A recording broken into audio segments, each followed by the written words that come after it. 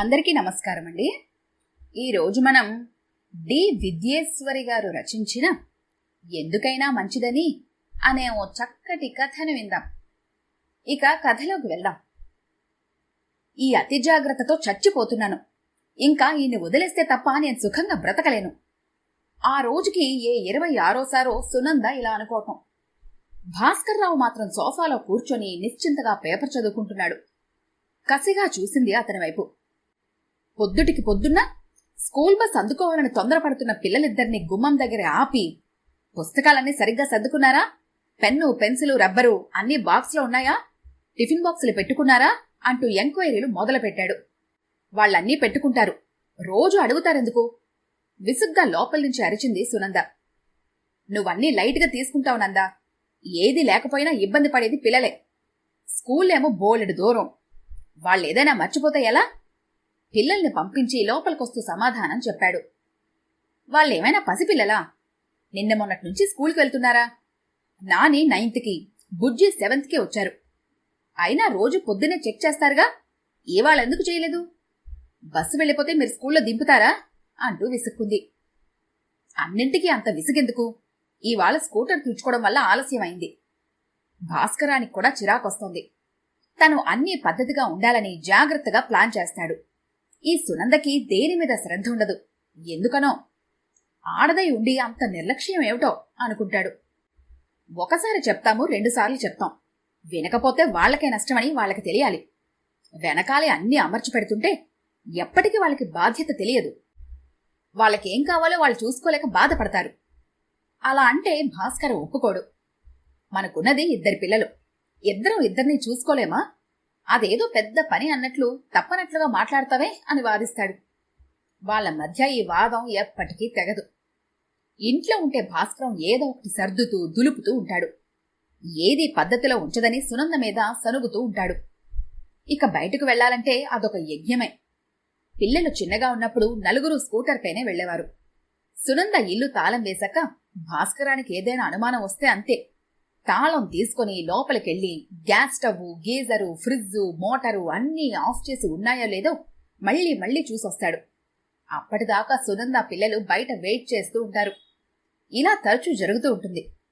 ఇంక పిల్లలు కొంచెం పొడిగయ్యాక నలుగురు స్కూటర్ మీద కష్టమని ఒక ఆటోలో సునంద పిల్లల్లో ఒకరిని ఎక్కించుకొని వెళ్లటం మొదలైంది. కొన్నిసార్లు అలా జరిగాక పిల్లలిద్దరూ అమ్మా నీతో ఆటోలో వస్తాము అని ఆటో ఎక్కేసేవారు. నాన్నతో ఒకళ్ళు రండి, నాన్న పిలుస్తున్నారు అనేది. ఒకసారి బుజ్జి అసలు విషయం బయటపెట్టింది. అమ్మా ఎక్కడికైనా బయలుదేరాక నాన్నకు అనుమానం వస్తుంది. మళ్ళీ లోపలికెళ్తారు. మేం వచ్చేసరికి 2 సార్లు సినిమా మొదలైపోయింది. పద్మత్త పాప బర్త్డేకి కేక్ కటింగ్ అయిపోయాక నాన్న నేను వచ్చాము. అందరూ నేను ఆలస్యంగా వచ్చానని ఏడిపించారు. నాన్నతో వస్తే టైంకి రావడం జరగదమ్మా. సునందకి మనసు చివుక్కుమంది. తండ్రి పట్ల పిల్లలకు అలాంటి అభిప్రాయం ఏర్పడటం మంచిది కాదు. ఏమండి, మీ చాదస్తం తగ్గించుకోండి. నా మీద నమ్మకం లేదా? నేనన్నీ చూస్తున్నాను కదా. మీ చెకింగు ఎక్కువైపోయిందని వాళ్ళనుకుంటే బావుండదు కదా. అంతలా వెంట పడకండి. తామిద్దరే ఉన్నప్పుడు భాస్కరానికి నచ్చ చెప్పబోయింది. అదేమిటి సునందా, జాగ్రత్తగా ఉండటం తప్పన్నట్టు మాట్లాడతావు అని ఎదురు ప్రశ్నిస్తే ఇంకేం చెప్పాలి, ఎలా చెప్పాలి మనిషికి అని నిట్టూర్చి ఊరుకుంది. ఇవాళ ఈ క్షణాన భాస్కరాన్ని వదిలేస్తే తప్ప తనకి సుఖం లేదని సునంద నిశ్చయించుకోవడానికి బోలెడు కారణాలున్నాయి. నిన్న సాయంత్రం అమ్మా రేపు టిఫిన్ బాక్స్లో అన్నం కాకుండా ఇంకేదైనా పెట్టు అని అడిగారు పిల్లలు. ఏదైనా అంటే ఎలా? ఏం కావాలో చెప్పండి, చేస్తాను అంది. వెంటనే పూరి కూర అని జాయింట్గా సమాధానం చెప్పారు. వాళ్ళదే అడుగుతారని తనకు తెలుసు. పొద్దున్న వంటతో పాటు పూరీలు చేసి ఆలు ఉడికించి టమాటాలు వేసి స్టవ్ మీద పెట్టి స్నానానికి వెళ్ళింది. వచ్చేసరికి కూర తయారవుతుంది. చల్లార్చి బాక్సుల్లో పెట్టవచ్చు అనుకుంది. స్నానం చేసి తయారై ఆఫీస్కి వెళ్లే ముందు ఇస్త్రీ చీర కట్టుకోవచ్చునని చీర తీసి మంచం మీద పెట్టుకొనొచ్చి పిల్లలకి అన్నాలు కలిపిచ్చి చూస్తే కూర ఉడికి లేదు. స్టవ్ ఆగిపోయి ఉంది. గ్యాస్ అయిపోయిందా అని కంగారు పడి చూస్తే కారణం అది కాదు, స్టవ్ ఆఫ్ చేసి ఉంది. స్టవ్ ఎవరు ఆర్పారు? ఒక్క కేక పెట్టింది. ఒక పక్క టైం అయిపోతుందనే టెన్షను. నేనే. స్టవ్ అలా వదిలేసి వెళ్ళావు, కూర మాడిపోదా? పైగా అలా వదిలేస్తే ప్రమాదం కూడా. రాను నీకు మతిమరుపు ఎక్కువవుతోంది. వంటింటి గుమ్మం దగ్గరికి వచ్చి జవాబు చెప్పిన భాస్కరాన్ని ఏమి అనడానికి టైం లేక కూర చేయడంలో పడిపోయింది. పిల్లల్ని తయారు చేసి బాక్సులిచ్చాక గుమ్మంలో చెక్ పోస్ట్ తతంగం చూసి మరింత ఒళ్ళు మండిపోయింది. తామిద్దరికీ బాక్సులు సర్ది టిఫిన్లు చేసి చీర మార్చుకోవడానికి బెడ్రూంలోకి వస్తే మంచం మీద పెట్టిన చీర కనిపించలేదు. కిందేమైనా పడిపోయిందేమోనని చూస్తే కనిపించలేదు. ఇంకా వెదిగే టైం లేక వేరే చీర తీసుకోవాలని బీరువా తెరిస్తే తాను తీసిన చీర పైనే కనిపించింది. ఇది తప్పకుండా భాస్కరం పని అని తెలిసిపోయింది. అదిగో అప్పుడే అనుకుంది, ఇంకా ఈయన వదిలేస్తే గాని సుఖం లేదు అని. చీర మార్చుకొనొచ్చిన సునందని చూస్తూ, నువ్విందాక కట్టుకున్న చీర బాగానే ఉందిగా, మళ్ళీ చీరెందుకు మార్చుకున్నావు? నువ్వు మర్చిపోయావేమోనని మంచం మీద చీర నేనే లోపల పెట్టాను అన్నాడు. ఉద్ధరించారు అని మనసులోని అనుకుని పైకి మాత్రం, ఇంక బయలుదేరదామా, ఆలస్యం అయిపోతోంది అంది. ఒక వారం తర్వాత రాధక్క ఫోన్ చేసింది. భ్రమర పెళ్లి నిశ్చయమైందిట. ఇదిగో మాట్లాడు అంటూ ఫోన్ తెచ్చి ఇచ్చాడు. సునందా, అనుకోకుండా భ్రమర పెళ్లి కుదిరిపోయింది. నారాయణ అన్నయ్య పెద్దమామగారి మనవడు అమెరికా నుంచి బెంగళూరు వచ్చేశారట. అన్నయ్య భ్రమర గురించి చెప్తే వాళ్ళొచ్చి చూసి మాట్లాడారు. పిల్లలిద్దరూ ఇష్టపడ్డారు. ముహూర్తం 20 రోజులుంది. మీరొక వారం ముందు రావాలి. భాస్కరానికి లీవు దొరకలేదంటే నువ్వైనా పిల్లల్ని తీసుకుని ముందుగారా. నాకు నీ సాయం కావాలి. నీకు ఇంకో పని కూడా అప్పచెప్తాను. పెళ్లిలో పెట్టుబడికి నాకు డజను గుంటూరు చీరలు కావాలి. మీ ఊళ్ళో బావుంటాయి. 1000 రూపాయలలోపు ఉండేవి చూడు, డబ్బు పంపిస్తాను. గుక్క తిప్పుకోకుండా మాట్లాడిన ఆడబడుచుకి వస్తామని చీరలు తెస్తామని చెప్పి ఫోన్ పెట్టేసింది సునంద. భాస్కరానికి విషయాన్ని చెప్పింది. లీవెందుకు దొరకదు? తప్పకుండా వెడతాను. బావగారికి సాయంగా ఉండద్దు అన్న భర్తని అదోలా చూసింది. ప్రయాణానికి ఏర్పాట్లు జరిగిపోయాయి. షాపింగ్ కూడా అయిపోయింది. ఆడపడుచుకి, భర్తకి, పెళ్లి కూతురికి పెట్టవలసిన బట్టలు, గుంటూరు చీరలు అన్నీ కొన్నారు. కొత్త బట్టలు మా బట్టలతో పాటు పెద్ద సూట్ కేసులో సర్దుతాను. 2 సూట్ కేసులు, డిన్నర్ ప్యాక్ బ్యాగ్తో సరిపోతుంది. సామాను తక్కువ ఉంటే మంచిది అంది సునంద. అలా కాదు, కొత్త బట్టలన్నీ వేరే బ్యాగ్లో పెడదాం. దాన్ని నేనే జాగ్రత్తగా చూసుకుంటాను అన్నాడు. అలా ఎందుకు? వద్దండి. రైళ్లల్లో మన వాళ్లకు శుభ్రత ఉండదు, నీళ్లు పారబోస్తారు. అందుకే కొత్త బట్టలన్నీ వేరే బ్యాగ్లో పెట్టి నేనే ఆ బ్యాగ్ పట్టుకుంటాను. అదే మంచిది. ఇంకా ఎంత చెప్పినా అతని నిర్ణయం మారదని సునందకి అనుభవపూర్వకంగా తెలుసు. అదే మంచిది, ఎందుకైనా మంచిది. ఈ 2 భాస్కరానికి అభిమాన పదాలు. పెళ్ళప్పుడే తను గుర్తించాల్సింది. కాస్త ఆలస్యంగా గ్రహించింది. పెళ్లికి ముందు ఏమైందో మళ్లీ గుర్తుకొచ్చింది. నాన్నా, పెళ్లివారు ట్రైన్లో కాకుండా బస్సులో వస్తున్నారట. ఫోన్ పెట్టేసొచ్చి చెప్పాడు అన్నయ్య. 400 మైళ్ళుంది. హాయిగా అక్కడ రైలెక్కి ఇక్కడ దిగేదానికి బదులుగా ఈ బస్సు ప్రోగ్రాం ఏమిటన్నయ్యా? చిన్నత్త నాన్నని అడిగింది. ఏమోనమ్మా, ఒకవేళ రైలు లేటైతే ఇబ్బంది అవుతుందనుకున్నారేమో. ఏమీ అర్థం కాని నాన్న జవాబు చెప్పారు. పెళ్లి ముహూర్తం రాత్రికే మరి. పెళ్లయ్యాక భాస్కరమే బస్సులో వచ్చినందుకు కారణం చెప్పాడు. అసలే పెళ్లివారం, బోలెడు సామానుంది. పిల్ల పెద్ద అందరం కలిసి 40 మంది వరకు ఉన్నాం. ఎవరు ఏ సామాను మర్చిపోయినా అదో బాధ. సామాను చూసి కూలీలు చుట్టుముట్టేస్తారు. అందుకే ఎందుకైనా మంచిదని నేనే బస్సులో వెడదామని పట్టుబట్టి నాన్న నొప్పించాను. బస్ అయితే ఇక్కడ ఇంటి దగ్గర ఎక్కి అక్కడ దిగవచ్చు. అదేంటండి, అంతమంది ఉంటారు కదా, చూసుకోలేరా? కొత్త పెళ్లి కూతురు సునంద అడగాలనుకున్నా అడగలేకపోయింది.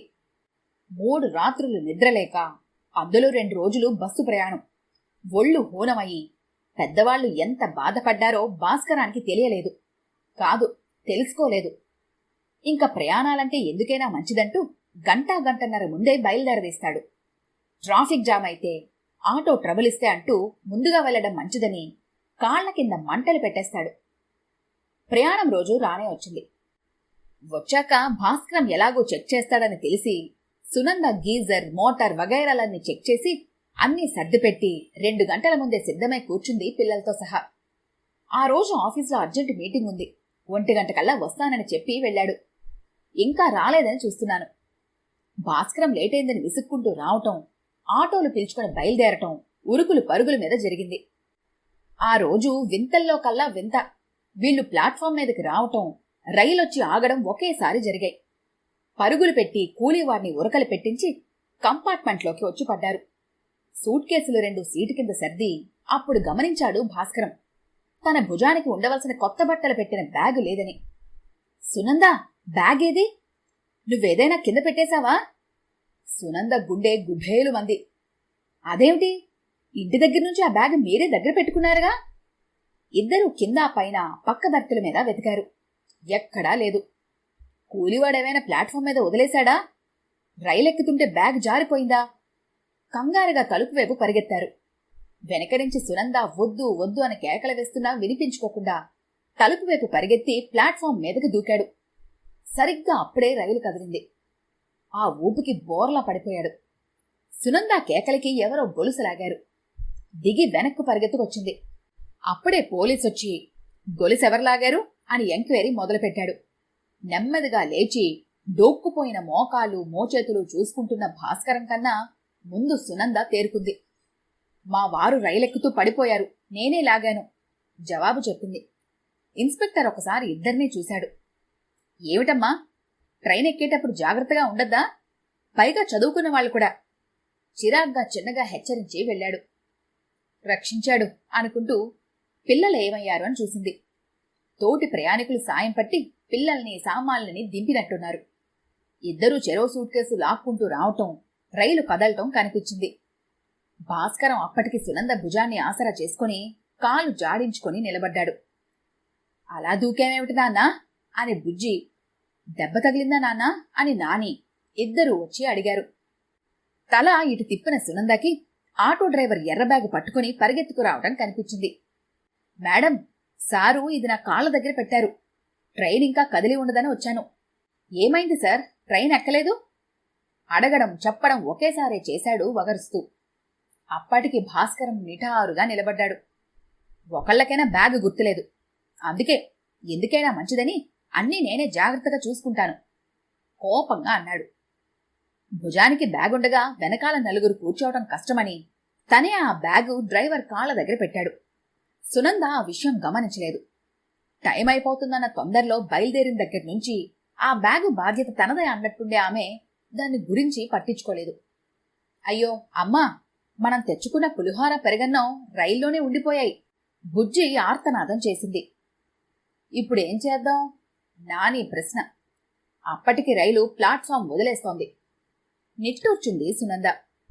ఇంటికెళ్ళిపోదాం, రాత్రికి బస్లో వెడదాం, ఏదైనా హోటల్లో డిన్నర్ చేద్దాం తేరుకొని సమాధానం చెప్పింది.